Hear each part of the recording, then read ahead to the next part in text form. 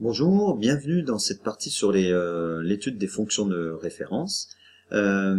Ici, comme tu peux le lire, on va s'intéresser à la fonction racine carrée.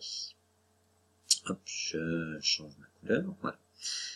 Bon, la fonction racine carrée, tu sais qu'elle est définie sur l'intervalle 0 plus l'infini, d'accord, 0 inclus, hein, par f de x égale racine de x. C'est-à-dire que, à la place de x, on ne peut pas mettre de nombre négatif. D'accord? Propriété qu'on va démontrer à l'aide de ce qu'on a vu à l'aide des rappels qu'on a vus de secondes sur les sens de variation. Eh bien, c'est que la fonction racine carrée est strictement croissante sur l'intervalle 0 plus l'infini. Rappelons encore une fois la définition d'une fonction strictement croissante sur l'intervalle, avant de démarrer, hein, puisque si la question est montrer que la fonction est strictement croissante sur l'intervalle 0 plus infini, il faut savoir ce que ça veut dire strictement croissante, sinon je ne sais pas comment démarrer. Qu'est-ce que c'est? Eh bien c'est pour tout A et B dans l'intervalle grand I de R, hein, dans l'intervalle grand I de R, si petit a strictement inférieur à petit b, alors l'ordre est conservé, c'est-à-dire f de a strictement inférieur à f de b. Voilà, ça c'est notre définition. Comment je vais l'utiliser? Puisque je veux montrer ceci pour tout a et b de l'intervalle grand I de R.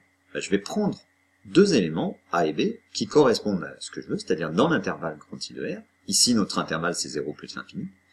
Avec petit a strictement inférieur à petit b. Et on va essayer de démontrer on va étudier f de a et f de b. On a vu en méthodologie qu'on allait étudier le signe de f de b moins f de a. Eh bien, allons-y. Alors, pour cela, on prend soit A et B deux nombres réels positifs, alors positifs ou nuls, et de toute façon ils vont pas être égaux puisque on les prend tels que A strictement inférieur à B. Et on calcule la différence. Alors f de B, c'est l'image par f du réel petit b. F c'est racine de x, donc ça nous fait racine de b, moins f de A, racine de A. Bon, maintenant, avec ça, je suis un petit peu embêté parce que j'ai pas de fraction. C'est vrai que dans les exemples précédents, on a dit on va tout mettre en dénominateur, on va factoriser, etc. Là, j'ai pas ce qu'il faut. Eh bien, il y a une technique dont tu dois te rappeler, qui est l'utilisation de la quantité conjuguée. La quantité conjuguée, c'est une expression de la même forme, mais au lieu d'avoir moins, on a plus. Alors si j'avais eu un plus et que je voulais la quantité conjuguée, j'aurais mis un moins. Elle s'utilise essentiellement beaucoup avec les racines carrées.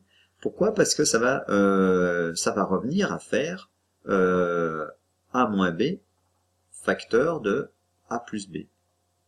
Et donc, j'ai l'identité remarquable, je vais avoir a carré moins b carré, et racine de quelque chose au carré, ça va nous donner le nombre en valeur absolue. Alors, j'ai pas le droit de multiplier par la quantité conjuguée sans rien faire d'autre, je vais multiplier et je vais diviser par la quantité conjuguée. Alors allons-y, on multiplie par, alors on a racine de b moins racine de a, hein, facteur de racine de b plus racine de a, d'accord, le tout sur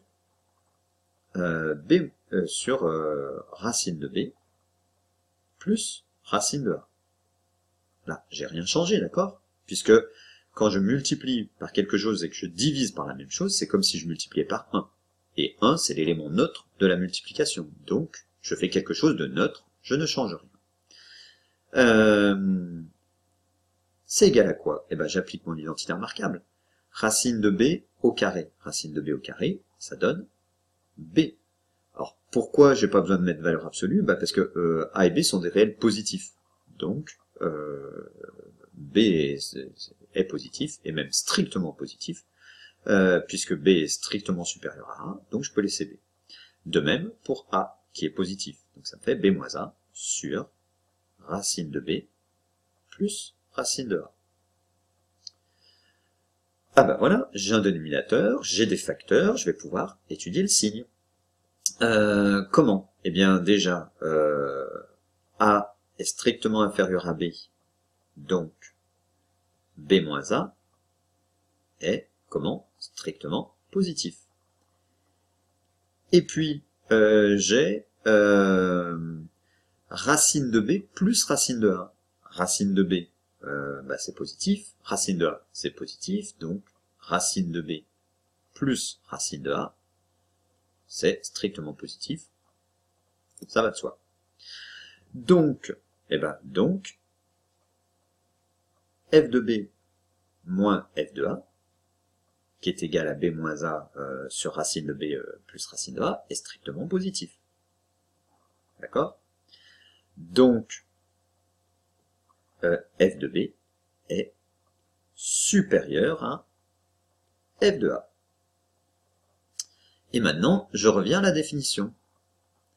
Ma définition, elle me disait quoi? Elle me disait, si A inférieur à B, il faut qu'on ait alors f de A inférieur à strictement f de B.